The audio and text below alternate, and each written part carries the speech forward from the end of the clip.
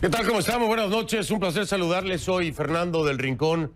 Bienvenido a Conclusiones. Hoy, por supuesto, le digo brevemente, continuamos con Bolivia y, por supuesto, ponemos nuestra atención en Colombia. El día de hoy, pues era muy temido, lo voy a decir así, ¿no? Era muy temido por muchas personas, por lo que pudiera ocurrir en este paro nacional.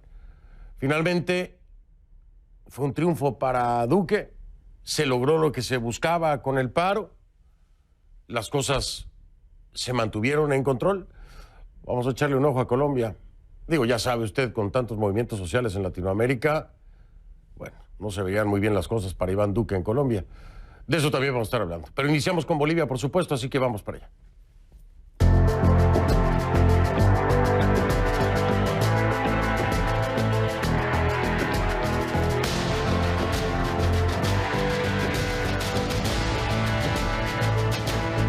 Le pido que a partir de este momento me acompañe utilizando la etiqueta numeral Conclu AMLO Evo.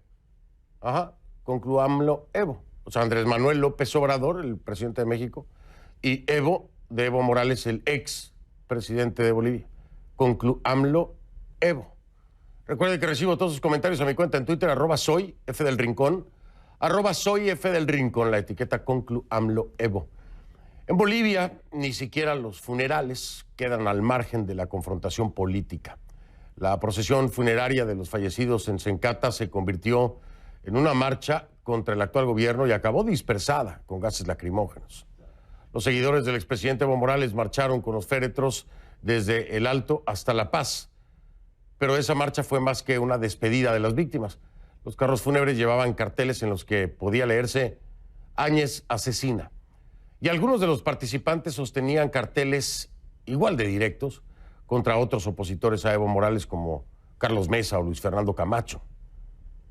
Una vez en La Paz, un grupo trató de romper el cordón policial con ataúdes incluidos para acceder a la plaza donde se encuentra la sede del gobierno y la Asamblea Legislativa. Luego la policía actuó. En medio del caos, varios féretros quedaron abandonados en plena calle. Los 8 fallecidos en Sencata murieron por impacto de bala de acuerdo con declaraciones de la Defensoría del Pueblo. El organismo hará seguimiento de la investigación de oficio iniciada por el Ministerio Público. De igual forma, la Defensoría del Pueblo se comprometió a velar para que se garantice el debido proceso y se haga justicia. El gobierno de Yanine Áñez sostiene que los militares no dispararon en esos incidentes, así me lo dijo también aquí el ministro de Defensa, Fernando López. Mientras tanto, el expresidente Morales dijo sobre estos hechos que el gobierno de Áñez, que él considera de facto, no respeta a los muertos ni perdona a sus familiares. Por su parte, la presidenta lamentó las muertes e hizo, por supuesto, un llamado al diálogo y la reconciliación. Escúchela. Queridos compatriotas, lamentamos desde el corazón las muertes de nuestros hermanos en El Alto. Nos duele porque somos un gobierno de paz y por eso les pido que nos unamos para reconciliarnos, para que construyamos juntos la Bolivia por lo que todos estamos luchando, para que nunca más un boliviano esté por encima del otro. Pongo a disposición el gabinete en pleno para comenzar a dialogar inmediatamente y pido acompañar este encuentro a los organismos internacionales y también a la Iglesia. Eso fue lo que dijo la presidenta Yanine Áñez. Y con esta libertad de expresión que asegura Andrés Manuel López Obrador, el presidente de México, se le garantiza al expresidente Morales, pues este aprovechó también en Twitter para referirse a la grabación presentada por el gobierno de Bolivia, en la que supuestamente se le escucha ordenando continuar con los bloqueos en las ciudades. Según Morales, él dice que la grabación es un montaje con intención de hacerle un juicio político internacional. Pero como ya le decía yo ayer, el gobierno de Bolivia dice que la autenticidad del audiovisual se puede demostrar. Mientras tanto, en México, los periodistas le preguntaron a Andrés Manuel López Obrador sobre esa grabación. La respuesta del mandatario fue, no sé si ambigua o evasiva o confusa, usted califíquela. Dijo que había que tener en cuenta que hay una polémica sobre este tema. y sostuvo que en el caso del asilo a Morales, su país actúa de conformidad a las convenciones internacionales. Pero escúchelo usted, ¿qué piensa? Nosotros actuamos de conformidad con la Constitución y en las convenciones se establece pues, que tenemos que garantizar las libertades a quienes están protegidos, refugiados, ejerciendo el derecho de asilo en nuestro país. Hay una actitud, ya lo hemos dicho en otras ocasiones, de mucha intolerancia. Eso fue lo que dijo Andrés Manuel López Obrador. Por cierto, déjeme decirle que Bolivia presentó una nota de protesta categórica ya ante el gobierno de México por, dice la Cancillería, violación de los principios de asilo político. Obviamente, pues después de haber escuchado eso de Andrés Manuel López Obrador, ¿no? Completamente opuesto. Ahora, a la polémica llamada que el expresidente Morales presuntamente tuvo con un sindicalista que además tiene una acusación por narcotráfico en Bolivia para organizar bloqueos en el país, se suma un polémico video de Morales que lo presentó en una conferencia de prensa este miércoles en México. ¿Qué fue lo que pasó? Bueno, habría empleado imágenes erróneas. ¿Fue casualidad? ¿Fue error? ¿Fue confusión? ¿Fue montaje? ¿Qué fue? ¿Qué fue? Key Guerrero, desde el Centro Mundial de Noticias, allá en Atlanta, nos tiene más en su Reporteca.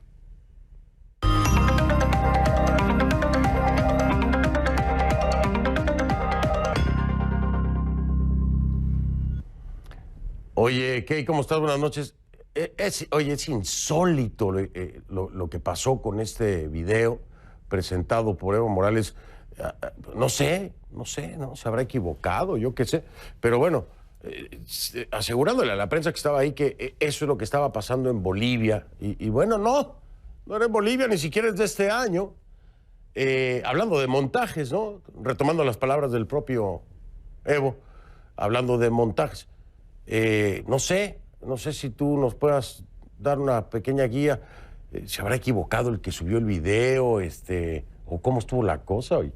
¿Cómo estás, Key? Bien, Fernando, buenas noches. Yo no sé qué pasó con este video que el presidente Morales mostró no solamente a la prensa mexicana, sino también a la prensa internacional. Pero lo que hay que decir es que desde el comienzo de las manifestaciones en Bolivia, el pasado 20 de octubre, el país vive una crisis social, política, pero también una crisis informativa, o más bien una crisis desinformativa.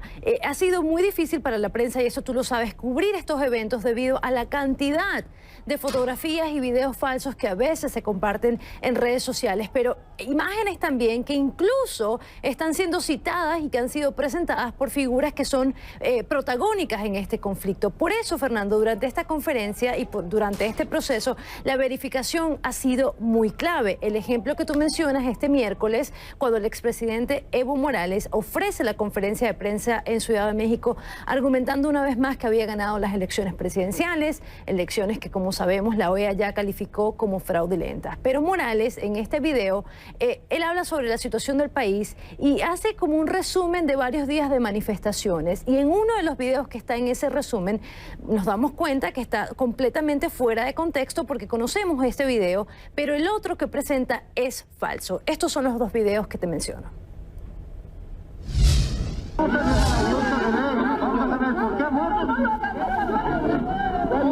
No nos dejan alzar a ese muerto. Muertos en la fuerza son muertos y no le van a dejar la fuerza.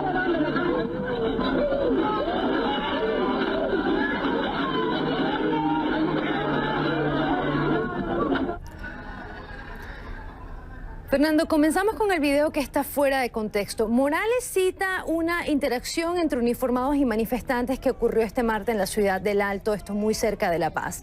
Del otro lado de ese muro que se ve en pantalla yace el cuerpo de una víctima que los manifestantes intentan recoger.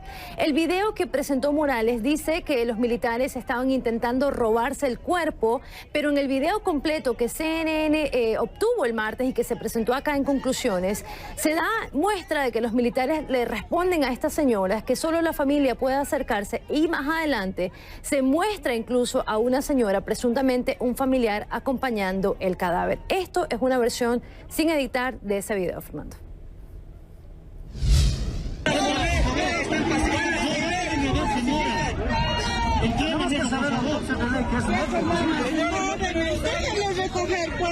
Está ahí su familiar, señora. Ya, retírese. Vamos a saber la señora de ley. Vamos a saber por qué ha muerto.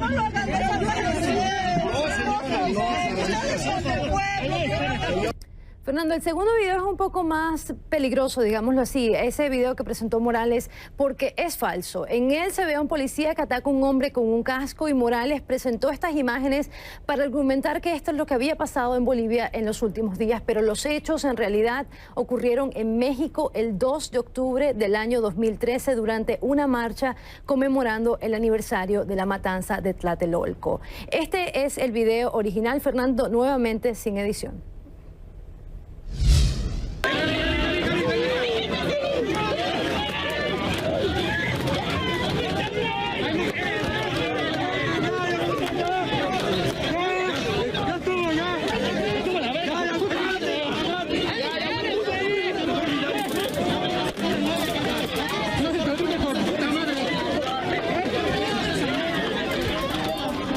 Fernando, esto es muy fácil de comprobar porque medios de prensa mexicanos informaron sobre este hecho en el 2013. Puedes ver algunos de los artículos en pantalla, uno del Diario Universal, otro de Animal Político y comparar que son las mismas imágenes que mostró Evo Morales. Además, también hay reportes del 8 de octubre del 2013 donde la prensa ya informa que este policía fue suspendido porque fue acusado obviamente de agresión policial. Pero como puedes ver, Fernando, son las mismas imágenes que presenta el presidente Evo Morales. Pero esta desinformación, hay que decirlo, afecta a ambos lados del conflicto en Bolivia y en ocasiones también proviene de ambos lados del conflicto. Por ejemplo, en los últimos días, el gobierno que preside o que encabeza la presidenta interina Yanine Áñez ha hecho algunas conferencias de prensa donde ha dado datos incompletos sobre ciertos eventos y en otra ocasión, Fernando, como tú sabes, también han mencionado hechos que por lo menos acá, en conclusiones, no hemos podido confirmar de manera independiente, Fernando. Efectivamente, que hay que decirlo de parte y parte. Ayer, y lo voy a traer a la mesa, ayer por la noche le pedíamos prueba de la sentencia que decía el ministro de Gobierno, el ministro Murillo, que hay en contra de la persona que aparece en la llamada telefónica, ¿no? Sentencia por narcotráfico. Quedó muy formalmente enviarnos los documentos. Nosotros ya habíamos verificado, tú lo verificaste, Kay, ¿correcto? La acusación. Exactamente, exactamente, sí. Sí, la acusación está disponible en un portal digital. Eso desde ayer, lo teníamos claro, lo dijimos, se lo dije yo, lo dijiste tú. Y entonces el día de hoy, todo el día has estado esperando que te envíen esa sentencia, pero no te enviaron la sentencia. De nueva cuenta nos enviaron la acusación. ¿Esto es correcto? Exactamente. Una acusación más completa, pero una acusación a la final. Nosotros no podemos decir que esta persona que aparece en la llamada, en la presunta conversación con el presidente Evo Morales, está acusado de nada formalmente, porque lo que hay es una acusación, no hay una sentencia, no había sido condenado por ningún delito, que fue la frase que utilizó el ministro, una sentencia en contra de esta persona. Por supuesto, la seguimos esperando. Si la tienen y en realidad pueden proveer la sentencia, la esperamos y la presentamos en el momento que la tengamos. Eso por un lado, ¿no?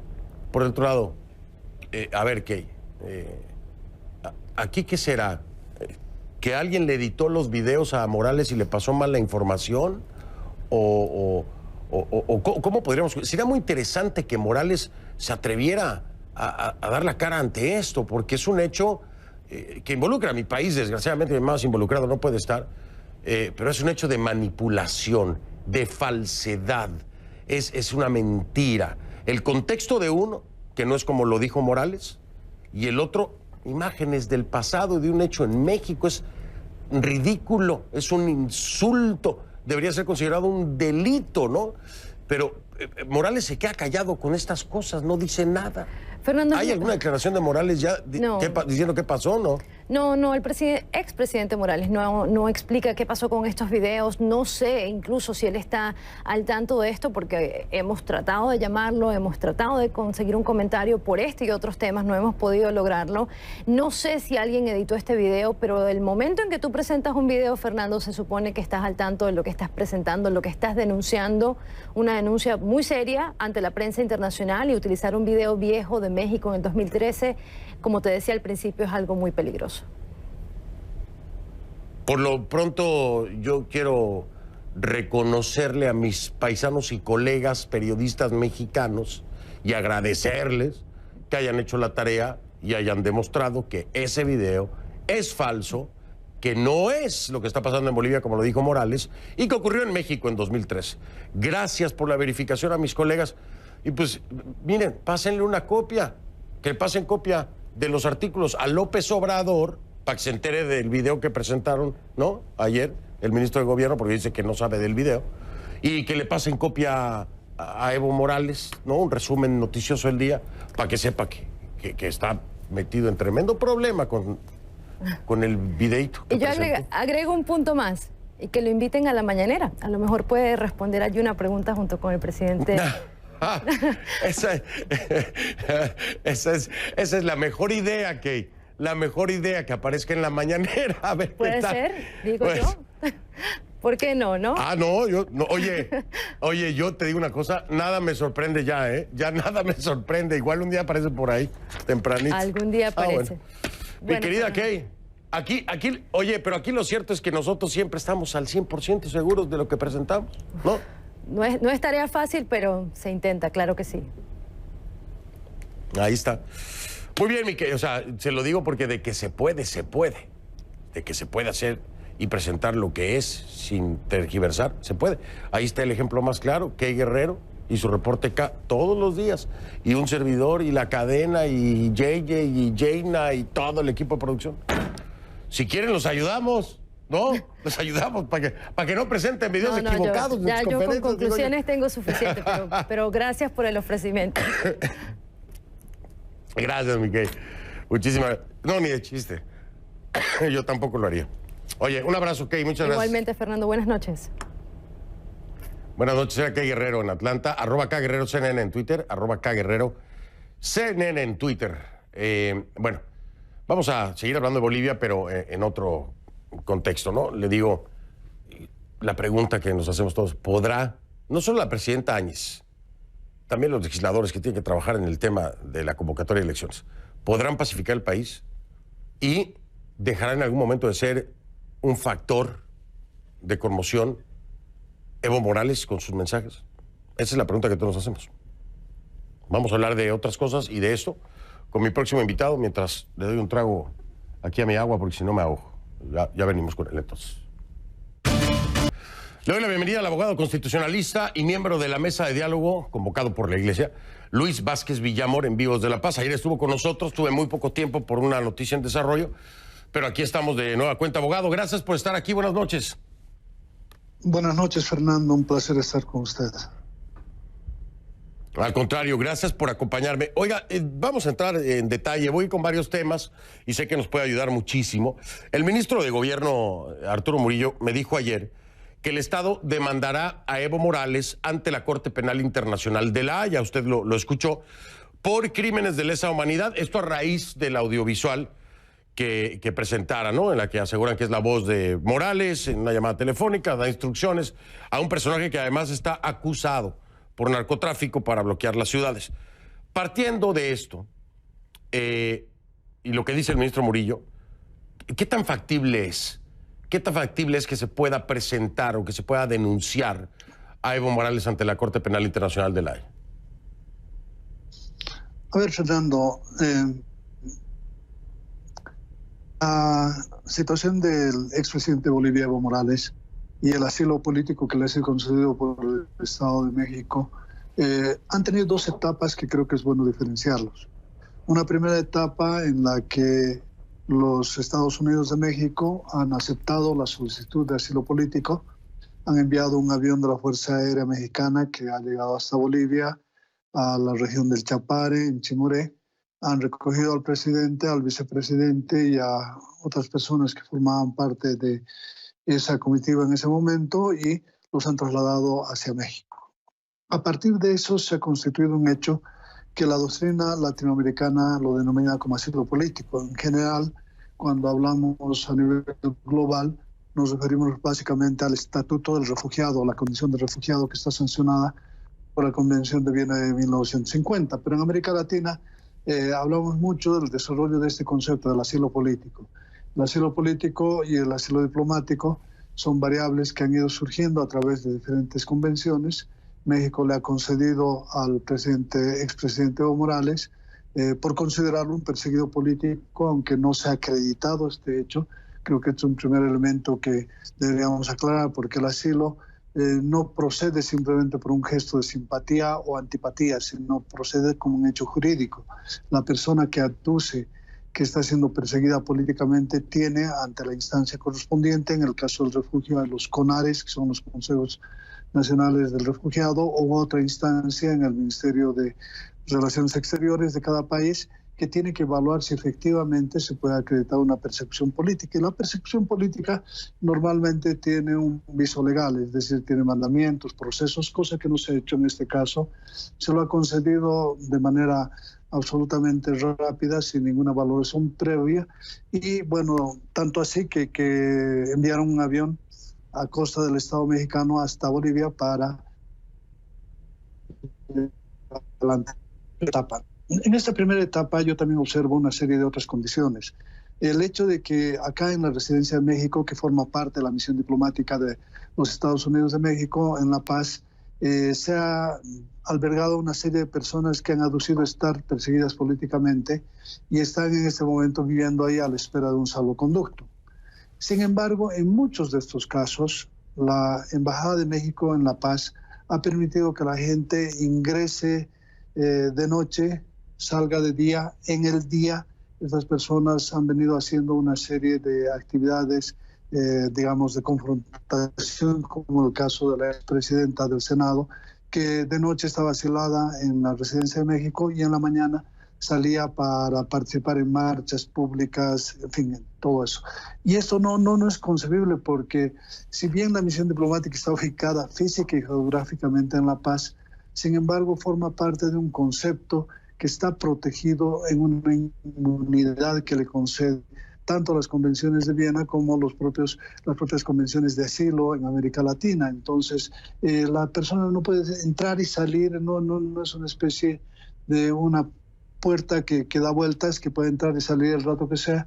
Una vez que una persona entra al territorio mexicano, idealmente concebido, aunque se encuentre físicamente en Bolivia, pero la residencia forma parte del Estado mexicano, la persona no puede entrar y salir. Sin embargo, han venido ocurriendo hechos. Esta es una primera etapa. Ya la etapa que se vuelve un poco más compleja y que creo que es necesario analizarla es la actitud ya en el marco penal.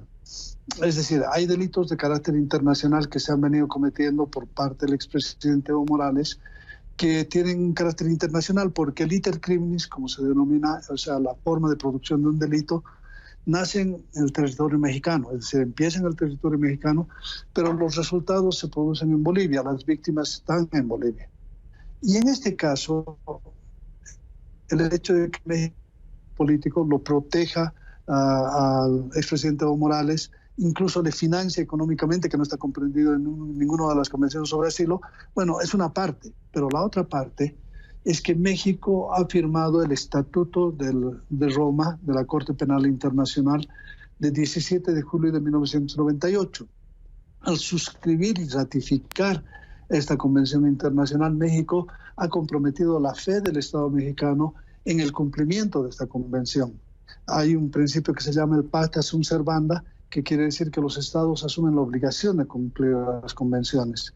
Y dentro de esta convención se tipifican dos delitos que creo que es bueno hablarlos. Uno es el delito de genocidio y el otro es el de lesiones gravísimas a los derechos fundamentales, que está tipificada en el artículo 7 del Estatuto de Roma. Abogado, abogado, perdón que lo interrumpa, déjeme marcar una pausa. Regreso para que puntualicemos en estos dos delitos que me acaba de mencionar, en el tema de genocidio y derechos humanos, para que podamos profundizar. No lo quiero interrumpir cuando arrancamos en este punto. Aquí está el contexto del por qué México está incumpliendo acuerdos internacionales en su procedimiento.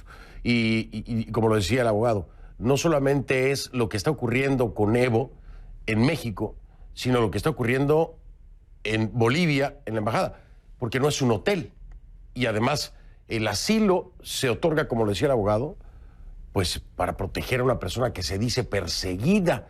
Y esas personas que pidieron asilo en una embajada, se supone que no puedan regresar a territorio boliviano porque corre peligro su vida. Por eso se asila también, ¿no? De acuerdo a muchas convenciones. Pero sería la definición más llana y más simple. Voy a regresar con el abogado constitucionalista Luis Vázquez Villamor para que sigamos profundizando en esto, en la corresponsabilidad del gobierno de Andrés Manuel López Obrador, en el incumplimiento de acuerdos internacionales, en el manejo del asilo otorgado a Evo Morales y también a miembros del partido MAS allá en Bolivia, en la Embajada Mexicana.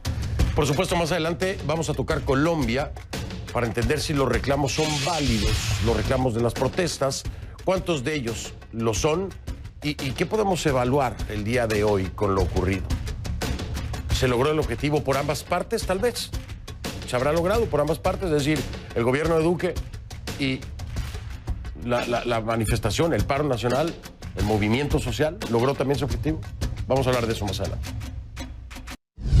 Estoy de regreso con el abogado constitucionalista y miembro de la mesa de diálogo convocada por la Iglesia, Luis Vázquez Villamor, en vivo desde La Paz.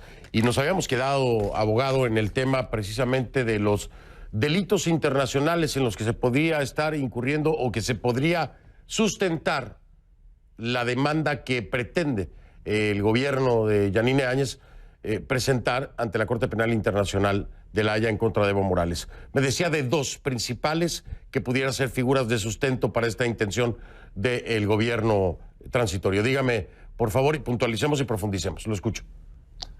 A ver, en lo primero me refiero a los crímenes de lesa humanidad que están tipificados en el artículo 7 del Estatuto de Roma, y concretamente me refiero al carácter del exterminio, que es así como lo denomina esta Convención Internacional. Y se entiende por exterminio la situación y la acción deliberada de una persona o de un grupo de personas que someten a otro grupo de personas a condiciones de grave aislamiento, de tal manera que a través de un ataque generalizado se están aislando a estas personas y se les está impidiendo el acceso a, digamos, la alimentación, al vestido, al transporte, a la salud. Y esto constituye un delito de lesa humanidad tipificado por el Estatuto de Roma. En este momento, la ciudad de La Paz y también la ciudad de Cochabamba son millones de personas que están sufriendo un cerco que lo amenazó literalmente el presidente Evo Morales. Dijo, vamos a acercar la paz, les vamos a enseñar lo que es el cerco, y durante semanas no se puede acceder ni a los alimentos, ni a las medicinas, ni a la posibilidad de transportarse entre ciudades, lo cual está afectando gravemente y está traumatizando la vida de una ciudad. La escasez de alimentos es cada vez más notoria. La gente está acudiendo de manera desesperada, ya con un pánico colectivo, para tratar de comprar lo que pueda comprar cuando los precios están en franca escalada, y están tratando de abastecerse porque cada día que pasa hay menos carne, hay menos pan, hay menos leche, y por lo tanto se está afectando la vida y la salud de una población, y esto es un crimen de lesa humanidad.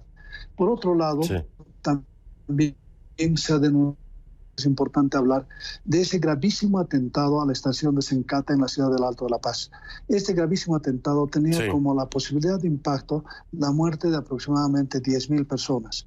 4.000 personas ubicadas alrededor de esta planta que hubieran muerto calcinadas por una bola de fuego que tenía un espacio o una longitud de 600 metros y una duración de 57 segundos, lo cual representa que en esos 57 segundos más o menos 4.000 habitantes que cercaban esta cosa hubieran muerto de manera prácticamente instantánea, calcinados por el fuego, sin contar las muertes que se hubieran producido por intoxicación y por la caída de proyectiles como garrafas y otros que caerían con una violencia inusitada del cielo. El espacio, digamos, que se ha calculado de posibles víctimas son a 10.000. Y no ha habido en la historia de la humanidad un acto terrorista individualmente calificado que haya tenido semejante cosa. Y este delito fue originado en el Estado de México y las víctimas iban a ser cobradas en Bolivia, y por lo tanto ahí el Estado mexicano asume una responsabilidad, y el presidente de México asume una responsabilidad porque él conoce de estos hechos y está permitiendo y tolerando que el territorio mexicano sea utilizado como una base de operaciones para acciones terroristas en este caso, o para acciones de crímenes de lesa humanidad. Pues ahí está una explicación más completa, yo creo que no habríamos podido escuchar de parte del abogado constitucionalista Luis Vázquez Villamor en vivo desde La Paz. Este es el contexto internacional, esta es la corresponsabilidad que, de acuerdo al derecho internacional, estaría incurriendo, en el que estaría incurriendo el gobierno de Andrés Manuel López Obrador, y las posibles consecuencias que esto representa para lo que sea que se sustente ante la Corte Penal Internacional de La Haya, no solo para Evo Morales, también la corresponsabilidad, le repito, del gobierno de Andrés Manuel López Obrador. Abogado, mil gracias por su tiempo y por esta explicación tan amplia y tan clara, obviamente sustentada en el derecho internacional. Muy amable, que tenga buenas noches. Le agradezco a usted. Buenas noches. Buenas noches. Vamos a la pausa, vamos a cambiar el tema, nos vamos a ir a Colombia. El paro nacional, mucha gente, muchísima gente en las calles principales y en las principales ciudades de Colombia. Rechazo a las políticas mayormente económicas, pero hay muchas cosas más detrás. ¿Lograron su objetivo ambos bandos? Vamos a platicarlo al regresar. Carabineros en Antofagasta, en el norte de Chile, confirmaron que un hombre está detenido por su presunta participación en un atropellamiento de manifestantes. Las autoridades negaron que el presunto involucrado sea un carabinero. No se han dado detalles acerca de cuántas víctimas arrojó este hecho.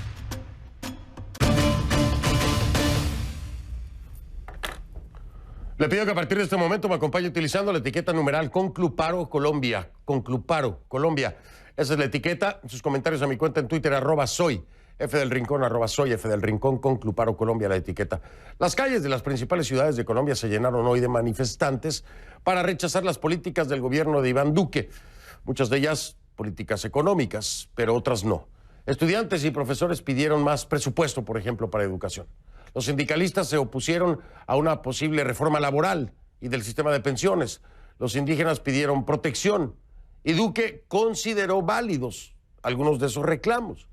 En la mayoría de los casos, las marchas se desarrollaron de forma pacífica, pero en ciudades como Bogotá y Cali hubo disturbios que dejan un saldo provisional de más de 30 policías heridos y más de 40 civiles atendidos en centros médicos. En Cali, las autoridades decretaron toque de queda a partir de las 7 de la tarde. En Suba, en el norte de Bogotá, los manifestantes denunciaron que los agentes de los escuadrones móviles antidisturbios de la policía dispersaron la manifestación con gases lacrimógenos, a pesar de que ésta se desarrollaba de forma pacífica. La policía, sin embargo, argumentó que los manifestantes utilizaron barricadas para bloquear las vías, impidiendo la circulación. Y hace unos minutos, el presidente de Colombia, Iván Duque, repudió los incidentes ocurridos en Bogotá y Cali sobre el final de la jornada de protestas. Esto fue lo que dijo, escuche. Los hechos sucedidos con posterioridad a la marcha son vandalismo puro y no obedecen a una expresión de la voluntad popular, ni serán legitimados por el derecho a la protesta. No permitiremos saqueos ni atentados contra la propiedad privada y vamos a aplicarles todo el peso de la ley.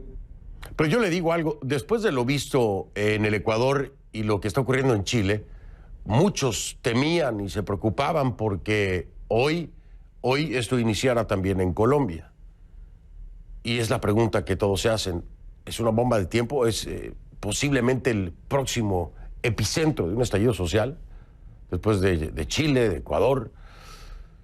Bueno, pues esa es la gran pregunta. Vamos a hablar de esto y otras cosas más con mi invitada. En un momento es la periodista Salud Hernández. Ella está en vivo desde Bogotá y regreso con ella justo después de la pausa. Ya vengo con ella. ¿Ha visto alguna vez las aguas esmeraldas de Barbados? ¿O a un mayordomo caminar sobre el agua? ¿Alguna vez ha estado en las suites más románticas del mundo? ¿O ha cenado en 11 restaurantes de primera categoría en un mismo resort? ¿Alguna vez imaginó este lujo de 5 estrellas con todo incluido?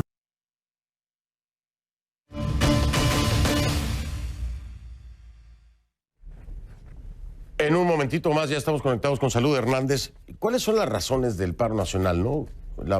En términos generales y en términos más puntuales. Le voy a decir, por ejemplo, la Central Unitaria de Trabajadores, la CUT, dice que es para oponerse a la propuesta de la Asociación Nacional de Instituciones Financieras, que consiste en pagar el 75% del salario de los jóvenes para facilitar su ingreso al mercado laboral. También el tema de la Federación Nacional de Comerciantes de Colombia, que plantea acabar con la indemnización por despidos, horas extras. Es decir, esto es temas laborales concretamente. Ahora, después vienen también los temas sociales. La Organización Nacional Indígena de Colombia, por ejemplo, es por la defensa de la vida y la paz. Hay que recordar que en lo que va del gobierno de Iván Duque, han sido 134 indígenas los asesinados. Por supuesto, esta hace de sus políticas antipopulares en este sentido, y la Organización Nacional Indígena de Colombia tiene esto como un motivo de protesta.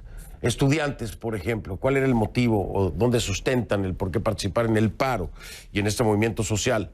Por proyectos de ley. Es un proyecto de ley, el 2212 de 2019, que es del Centro Democrático, del Partido del Poder, donde dice que el Congreso precariza las condiciones laborales para personas entre 18 y 28 años. Esto es lo que alegan los estudiantes, que los somete a cotización por horas, y esto hace que sea más difícil pensionarlos. En este sentido, también los estudiantes, por la corrupción en las universidades públicas y por un aumento de presupuesto para esta cartera. Eso es del lado de los estudiantes. Fíjese cómo ya vamos en tres, ¿no? Laboral, social y en el ámbito de la educación. Ahora viene desde el lado de la política. El senador Jorge Enrique Robledo dice que porque el 70% está entre desempleo y rebusque. Habla de 2-4 millones que aguantan literalmente hambre. También, por supuesto, viene Piedad Córdoba, que habla de muchas cosas. Habla del trabajo informal, habla de niños con desnutrición, habla de abuelos, de pensiones, en fin. Estos son algunos de los reclamos en los que se sustenta este paro nacional. Ya tenemos a Salud, estamos conectados con Salud Hernández. ¿Me dicen?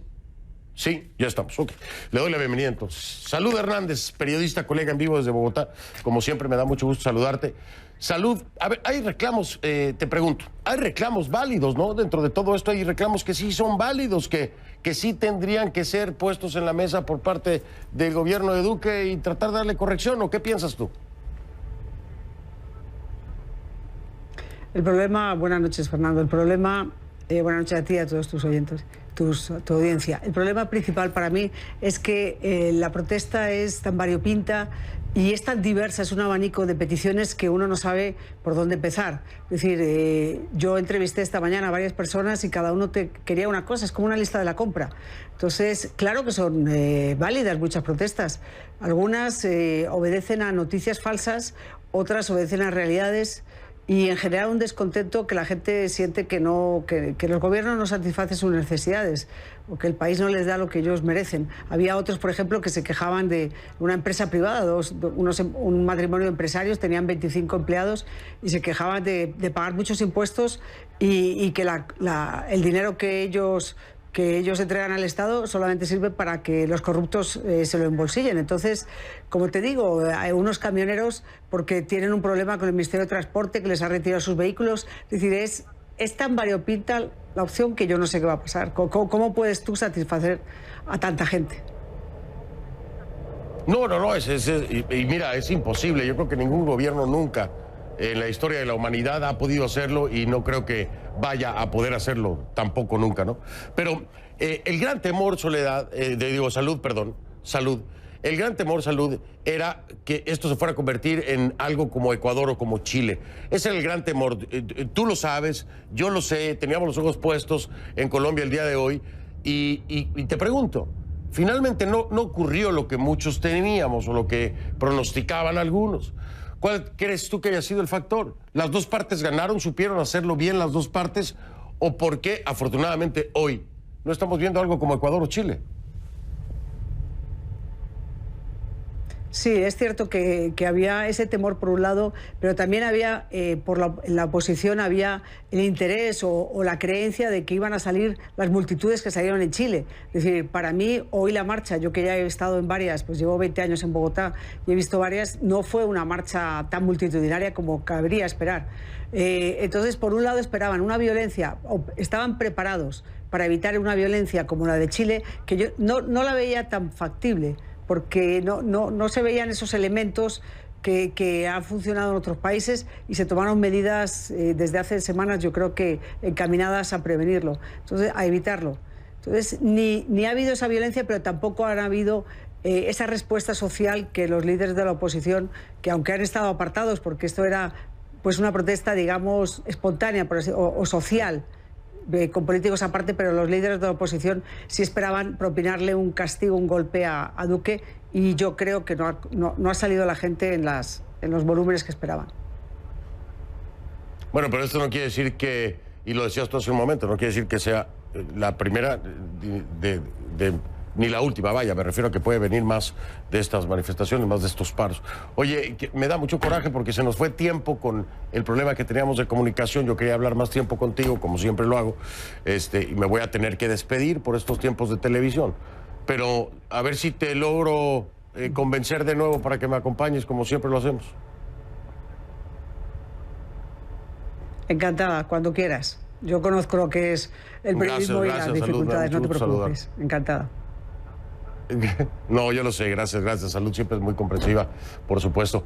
Mi colega Salud Hernández. Te mando un abrazo, Salud Hernández en vivo desde Bogotá. Yo marco una pausa y ya regreso un momento. Soy Fernando del Rincón, como siempre le digo, si no lo vio en conclusiones, no lo vio. Nos vemos mañana, gracias.